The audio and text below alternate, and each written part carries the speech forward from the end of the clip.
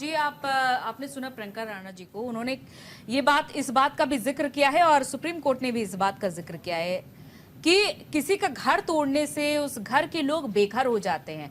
बड़ी मुश्किलों से एक घर बनकर तैयार होता है और एक अगर पुत्र आरोपी है तो उसका पिता फिर कैसे आरोपी हो गया। ये तो यहाँ पर आप जो मापदंड तय कर रहे हैं, एक तरीके से सामूहिक मापदंड तय कर रहे हैं लोगों के लिए, सामूहिक दंड नहीं दिया जा सकता है।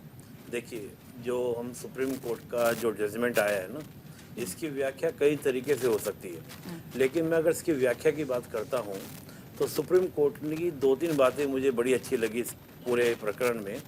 सुप्रीम कोर्ट का कहना यह है कि जो कार्रवाई हो वो उचित प्रक्रिया के माध्यम से हो।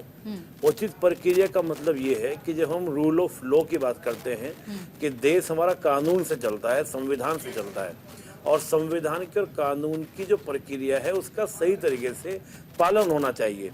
यहाँ पे ये नहीं कहा गया कि आपको बुलडोजर एक्शन लेना है या अपराधियों के खिलाफ सख्त कार्रवाई नहीं करनी है, वो आप कर सकते हैं, उसके बारे में सुप्रीम कोर्ट ने कुछ नहीं कहा।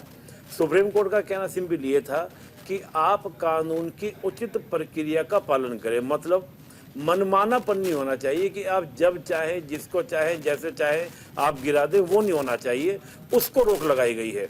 अपराधी के खिलाफ कार्रवाई तो होनी चाहिए, और दूसरा अपराधी के खिलाफ कार्रवाई होनी चाहिए, लेकिन वो अपराधी है इस वजह से उसका निर्माण ध्वस्त किया जाए, ये नहीं होना चाहिए, ये कहना है सुप्रीम कोर्ट। नहीं, सुप्रीम कोर्ट का कहना ये है कि कानून की उचित प्रक्रिया। देखिए, आप शायद सुप्रीम कोर्ट की टिप्पणियां ठीक से एक बार फिर से आप पढ़िए। सुप्रीम कोर्ट ने यही कहा है कि अगर कोई व्यक्ति आरोपी है, उस आधार पर नहीं एक्शन होना चाहिए, बुलडोजर एक्शन तो होना चाहिए, अपराधी है क्योंकि वो एक्शन तो होगा, कानून बना हुआ है पुलिस के पास, लेकिन ये असंवैधानिक होगा पूरी तरीके से अगर वो आरोपी और उसका घर तोड़ दिया जाए। नहीं, पुलिस के पास में अपराधी की भी कुर्की करने का पूरा अधिकार होता है, लेकिन कब, उसकी भी एक प्रक्रिया दी गई है।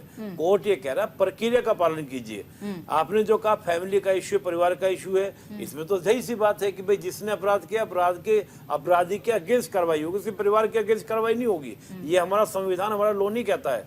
घर की कुर्की करने का आदेश होता है, लेकिन घर को ध्वस्त करने का आदेश नहीं होता है। कुर्की में ध्वस्त भी हो सकता है, लेकिन वो मैं बता रहा हूँ उसकी प्रक्रिया है। अगर अवैध निर्माण है तो हाँ, एक प्रोसेसिंग होती है, बकायदा नोटिस जारी होता है, उसमें नोटिस आके मान लो कोई भगोड़ा है 1 साल से 6 महीने से, पूरी प्रक्रिया, वो पूरी प्रक्रिया आप देखेंगे तो पूरी प्रोसेस लिखी है कि कब आप कुर्की कर सकते हैं, कब मकान ध्वस्त कर सकते हैं। तो कोर्ट का कहना यह है कि आप प्रक्रिया को फॉलो नहीं कर रहे हैं। तो कोर्ट ने इस बात पर डांट लगाई है कि जो कानून की प्रक्रिया है, जिसको मैंने कहा ना उचित प्रक्रिया, स्थापित प्रक्रिया भी नहीं। अब देखिए, स्थापित प्रक्रिया और उचित प्रक्रिया दोनों में अंतर हो जाता है कि जो कानून में लिखा है उसको भी फॉलो ना करें, आप थोड़ा सा विवेक भी लगाएं, थोड़ा सा आप मानवता का ध्यान भी रखें। उचित प्रक्रिया एक बहुत बड़ा शब्द है, इस शब्द को मेनका गांधी केस में पहली बार सुप्रीम कोर्ट ने यूज किया था।